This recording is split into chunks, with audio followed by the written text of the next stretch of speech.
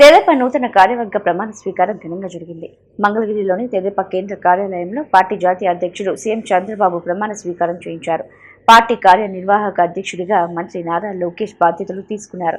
పాలిట్ bureau, జాతీయ రా కమిటీలతో చంద్రబాబు ప్రమాణం చేయించారు. పాత కొత్త కలయికలతో కమిటీలను పార్టీ అధినాయకత్వం ఏర్పాటు చేసింది. పార్టీ చరిత్రలో తొలిసారిగా మండల, క్లస్టర్ స్థాయి నేతలకు పాలిట్ బ్యూరోలో చోటు దక్కింది.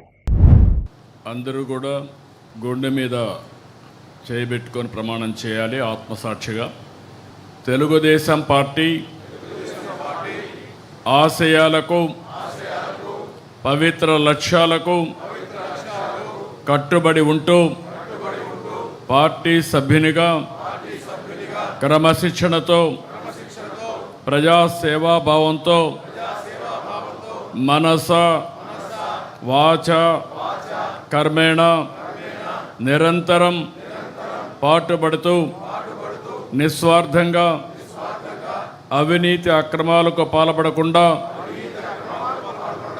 దీక్షా దక్షతలతో, అంకిత భావంతో తెలుగుదేశం ప్రతిష్టను, ప్రతిపత్తిని పరిరక్షించేందుకు ఎల్లప్పుడూ కృషి చేస్తూ పార్టీ మరియు ప్రజలు నాపై ఉంచిన విశ్వాసాన్ని వమ్ము చేయకుండా నిత్య చైతన్యంతో పార్టీకి ఉజ్వల భవిష్యత్తు కల్పించేందుకై నా వంతు కర్తవ్యాన్ని, విధులను బాధ్యతాయుతంగా నిర్వహించగలనని ప్రమాణం చేస్తున్నాను.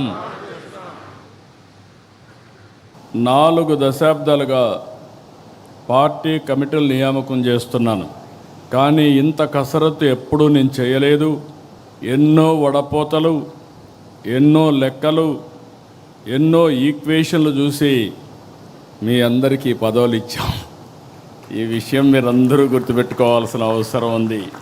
సీనియర్ని గౌరవిస్తూ, కొత్త వారికి అవకాశాలు ఇస్తూ, కష్టపడిన వారికి చోటిస్తూ కమిటీలు ఏర్పాటు చేయడం జరిగింది.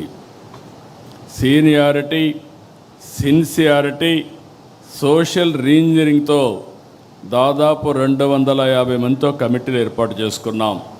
అనుభవం, యువశక్తి, సమర్థత గీటురాయిగా పార్టీ కమిటీలు ఏర్పాటు చేశాం. పార్టీ పదవులు చేపట్టిన మీ అందరికీ మనస్ఫూర్తిగా మరొక్కసారి కంగ్రాచులేషన్స్, ఆల్ ది బెస్ట్.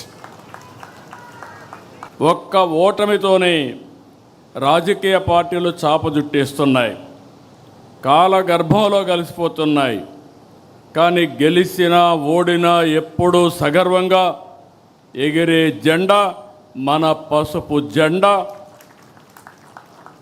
44 ఏళ్ళలో అనేక సంక్షోభాలు, సవాళ్లను చూశాం, కానీ మన పసుపు జెండా పౌరుషం మాత్రం ఎప్పుడూ తగ్గలేదు, ఎప్పుడు ఎవ్వరూ తగ్గించలేరు.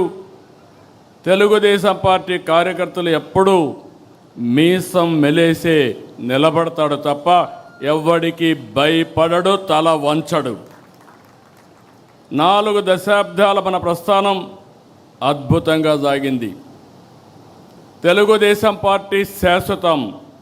తెలుగు జాతి ఉన్నంత వరకు తెలుగు వారి గుండెల్లో ఉండేది ఏకైక తెలుగుదేశం పార్టీ. దాన్ని ఎవరు ఏమీ చేయలేరు. ఇది జాగాలంటే మనం మరింత బలోపేతం కావాలి. భూగర్భ జలాలు పెంచాం, సాగులో సాంకేతికత తీసుకొచ్చాం, పోర్ట్లు, ఎయిర్పోర్ట్లు, హైవేలు పూర్తి చేసుకుంటున్నాం. మన ఉత్పత్తులకు మార్కెట్ పెంచాం. 1 ఫ్యామిలీ 1 ఆంటర్‌ప్రెన్యూర్ పాలసీ తెచ్చాం. ఏఐ టెక్నాలజీ కంపెనీలు తీసుకొస్తున్నాం. భవిష్యత్తులో విశాఖపట్నం మీరు గుర్తుపెట్టుకోవాలి, ఏఐ హబ్గా విశాఖపట్నం ఏఐ పట్నంగా తయారయ్యే పరిస్థితి వస్తుంది.